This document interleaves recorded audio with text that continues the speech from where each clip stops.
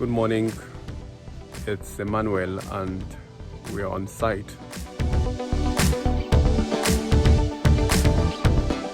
I think you should stick to this video till the end, and I believe you might be able to pick one or two if you are looking to build your house.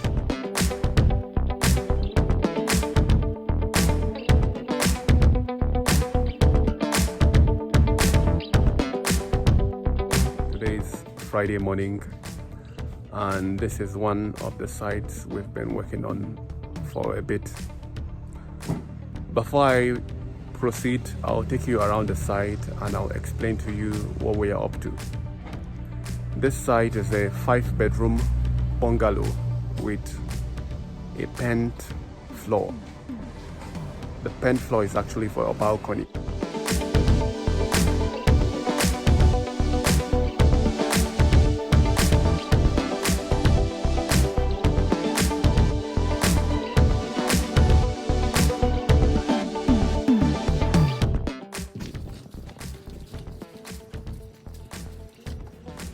I know it's been a while from our construction series, but throughout this year it's been very busy, and I'm not just doing construction, I'm doing a lot of things. So I haven't been able to update you on progressions of work, especially in relation to construction. This site we're working here is a 5-bedroom bungalow with a suspended pent floor. Basically what it means is basically another floor after the bungalow. That's the ground floor. We have another floor on top, which is more like the first floor. It's not for the complete section of the building, but just for a pent floor. The pent floor is actually for a balcony. So that's what we're up to. The house has got, one living space, a kitchen. All the 5 bedrooms are all en suite. It's got a guest toilet. It's got a kitchen, a laundry area, a store, and a dining area. It's actually a bit of a modern design, but I'll talk you through the process. I know the construction videos might look, a bit repetitive, but the truth is that in reality, two sites are different. So I think you should stick to this video till the end, and I believe you might be able to pick one or two if you are looking to build your house. Because in reality, a design of house, the process might look the same, but in reality, there are different challenges that are encountered on site, from the soil condition, to the topography of the site, to technical issues, logistic issues, design iterations, and detail changes. So typically site videos can never be the same, because there are always new things coming up, new challenges coming up. And with challenges and workload, that is the only way you can, gain much more experience and technicalities. So you should stick to this video if you are looking to build your house or if you are into construction, and I hope you'll find this video informative. So we started this site with the construction of the perimeter fence and a gate as well. Our main aim of doing this, even though it probably cost a bit of finance needed for the building, but it was important because we needed to secure the site. That's why we did the perimeter fencing. And this gate here, it doesn't look like a conventional gate. This is because it was a custom gate fabricated for the client specifically, and it's actually a very solid gate. And the fence as well, even though it doesn't look like it at the moment, but by when it is plastered and the architectural features are put in place, you would actually see the design come to life. We also have a pedestrian gate and some lettable shops by the side. This is where we keep our material. You can see the sharp sand, the blocks, the chippings, the 3/4. And you know, this is where we put our material, and they are stacked properly here because this is part of project management. To prevent double handling, you need to know where to keep your materials so it doesn't obstruct your work, so that you don't keep them in a place where later on you need to pay people to move them to a new place because you want to make use of the site. So you need to plan your work properly.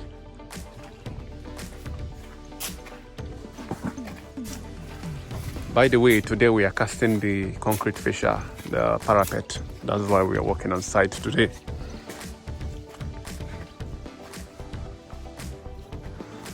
So coming into the site, this is progression of work so far.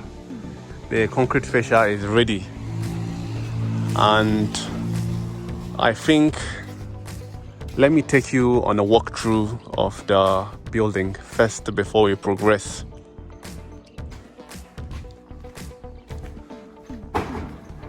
So coming into the building,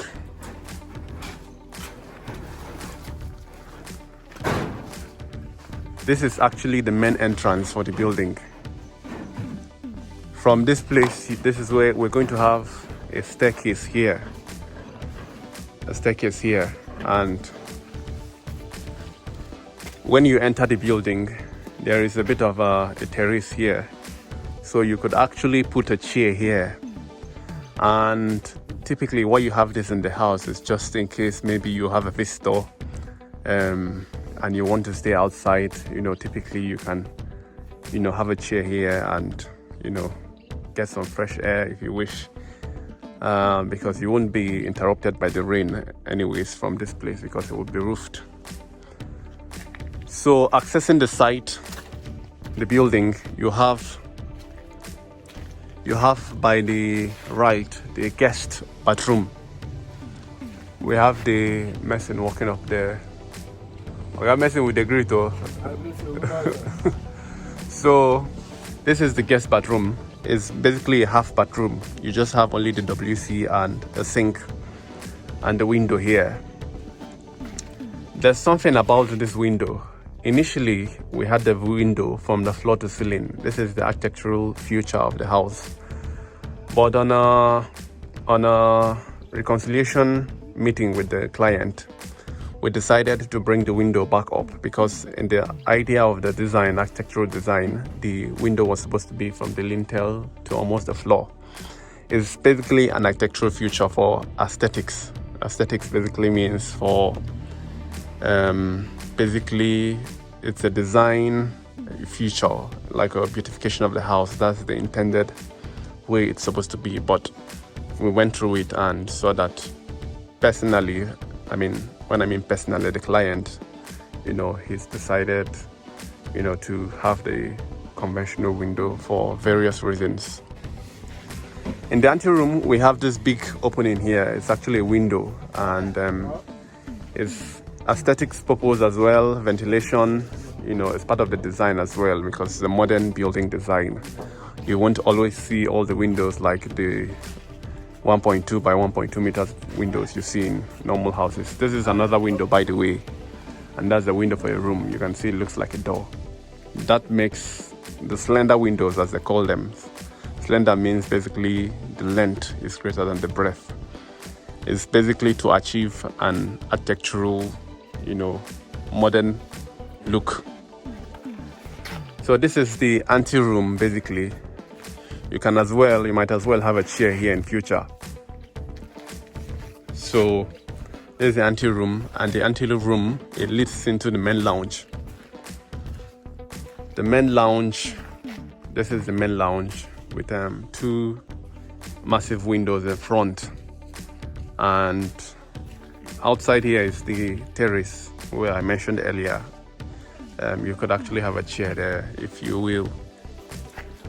And just a brief summary, this is the 10th floor, the balcony area. It's a decking, basically suspended floor.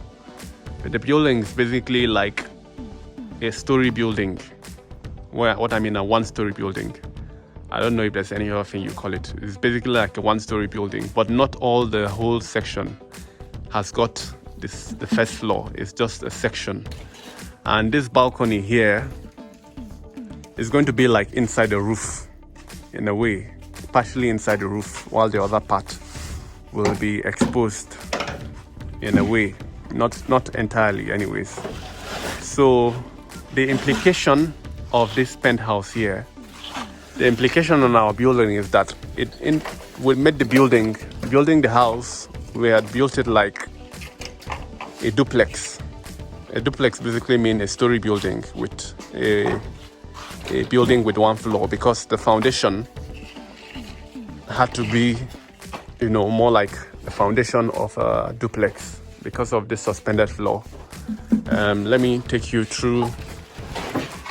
This is the staircase area, by the way. This starter reinforcement is going to, start the walk. Is a starter bar basically for the staircase. The staircase is going up this way and coming up the other side to this floor. So this starter bar is very important. It's basically more like into the foundation, and it's going to carry the staircase. And this is the kitchen. So we have a decking for the kitchen as well. The kitchen, this is the store. This is the kitchen, and the decking is above.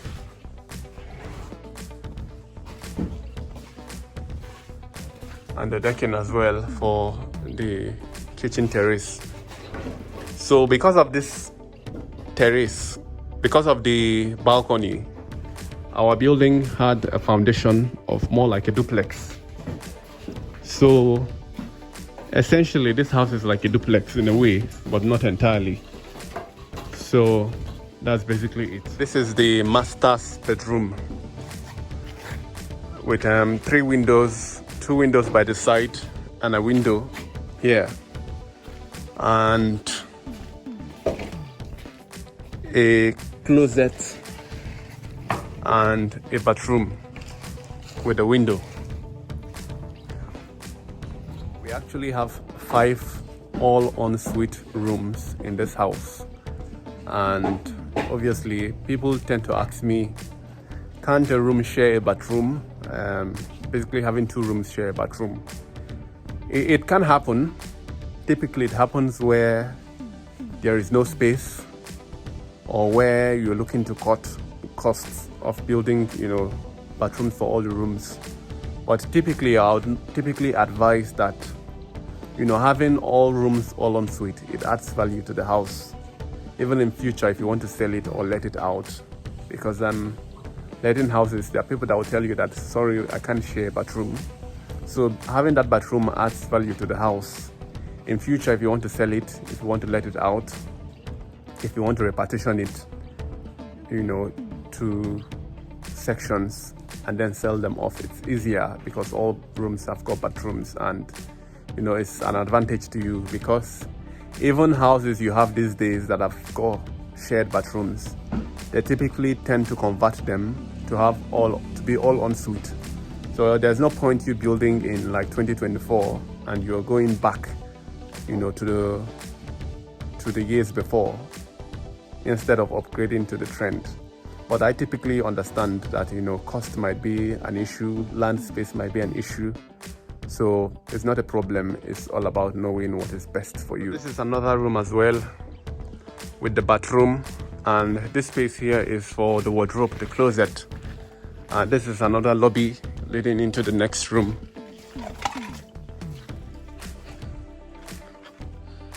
These rooms are, fairly sizable. There's a bathroom and closet area, and window here, 2 windows.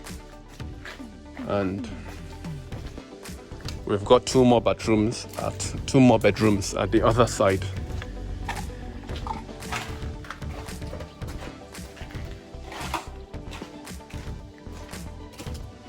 So this is another bedroom. This is the smallest bedroom, and with the bedroom, by the way, and the last bedroom with 2 windows, with 3 windows actually, with the bathroom. The bathroom is there.